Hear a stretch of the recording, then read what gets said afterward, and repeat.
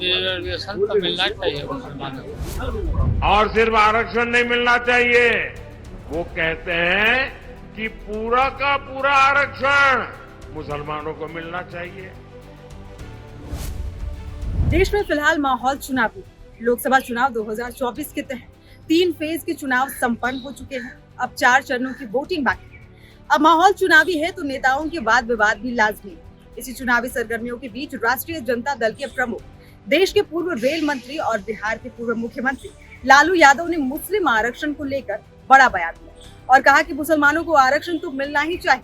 आरक्षण का पक्षधर है ना, वो तो संविधान को खत्म करना चाहते हैं, लोकतंत्र को खत्म करना चाहते हैं।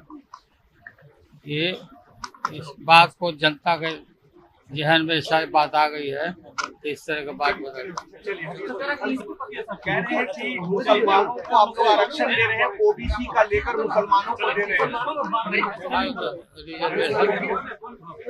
रिजर्वेशन तो मिलना चाहिए मुसलमानों को। वहीं दूसरी तरफ बयान को लेकर पीएम मोदी ने लालू यादव पर पलटवार किया।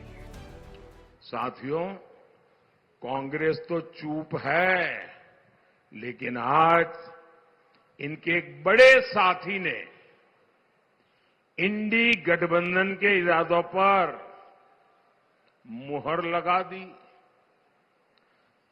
उनके एक नेता जो चारा खाने के कारण जेल में है, जो पशुओं का चारा खा गए और अदालत ने जिनको सजा दी है, अदालत ने उनको सजा दी है, सुप्रीम कोर्ट तक सबने मान्य किया कि इन्होंने भ्रष्टाचार किया है। ऐसे उनके सागरित और इनकी बेशर्मी देखो, वो अभी जमानत में आए हैं बाहर तबीयत के कारण। जेल में कैद थे, कैदी है, गुनहगार है और अदालत ने उनको गुनहगार बना दिया है जी। अरे आपके गांव में भी अगर कोई 6 महीने जेल सजा काट करके आए ना, तो गांव वाले भी दूर रहते हैं, बेटी का व्यवहार करने से दूर रहते हैं। ये कांग्रेस वाले इतने गिर चुके हैं कि उनको माथे पे बिठा के नाच रहे हैं। अच्छा, उन्होंने क्या कहा? अभी अभी कहा है, पिछले 24 घंटे में ही उन्होंने कहा, ऐसे हाथ पछाड़ के बोल रहे हैं, मुसलमानों को आरक्षण मिलना चाहिए। और सिर्फ आरक्षण नहीं मिलना चाहिए, वो कहते हैं कि पूरा का पूरा आरक्षण मुसलमानों को मिलना चाहिए। इसका मतलब क्या हुआ?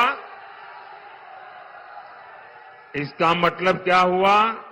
यानी एससी, एसटी, ओबीसी समाज को जितना आरक्षण मिला है वो छीनकर ये लोग पूरा का पूरा आरक्षण मुसलमानों को देना चाहते हैं।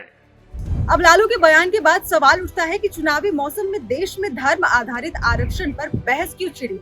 देश में मुस्लिम आरक्षण की स्थिति क्या है और संविधान आरक्षण को लेकर क्या कहता है? सभी सवालों के जवाब आपको इस वीडियो में देंगे। नमस्कार, आप देख रहे हैं एनडीटीवी इंडिया और मैं हूं आपके साथ जय तिवारी।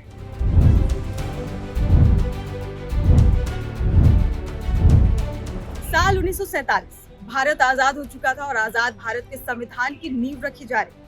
जब संविधान की रचना हो रही थी तो आरक्षण के मसले पर खूब चर्चा की।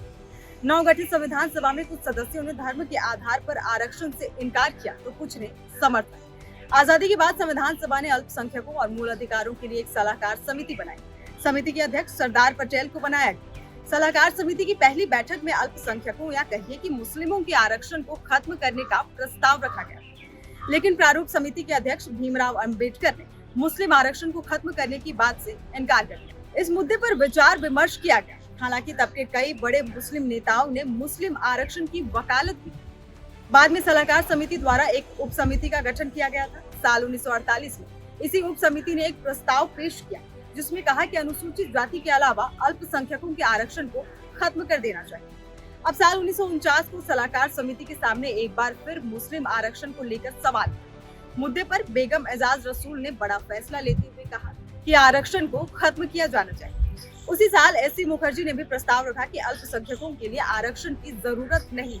बाद में प्रस्ताव को भारत के संविधान सभा ने भी स्वीकार किया। आखिरकार 26 जनवरी 1950 को जब भारत का संविधान लागू हुआ तो संविधान में अल्पसंख्यकों को किसी तरह का आरक्षण नहीं दिया गया। अब बात करते हैं देश में मुस्लिम आरक्षण की मौजूदा स्थिति क्या है। देश में कई राज्य हैं जहां मुस्लिम जाति को आरक्षण दिया जाता है। केंद्रीय पिछड़ा वर्ग सूची में कुछ मुस्लिम जातियों को उन राज्यों में आरक्षण मिलता है जहां मंडल आयोग लागू है। केरल, तमिलनाडु, महाराष्ट्र, बिहार और कर्नाटक जैसे राज्य हैं जहां मुस्लिमों को आरक्षण मिलता है। यह आरक्षण ओबीसी कैटेगरी के तहत दिया जाता है। आंध्र प्रदेश में भी मुसलमानों को आरक्षण देने को लेकर प्रस्ताव पेश किया गया था, हालांकि कोर्ट ने इसे मंजूरी नहीं दी। मुस्लिम आरक्षण को लेकर लगातार मांग होती रही है। कई सरकारी रिपोर्ट के अनुसार मुसलमान सामाजिक, शैक्षणिक और आर्थिक रूप से पिछड़े हैं। हालांकि सरकार अभी इस मुद्दे पर कोई भी बड़ा फैसला लेने के पक्ष में नहीं दिखी।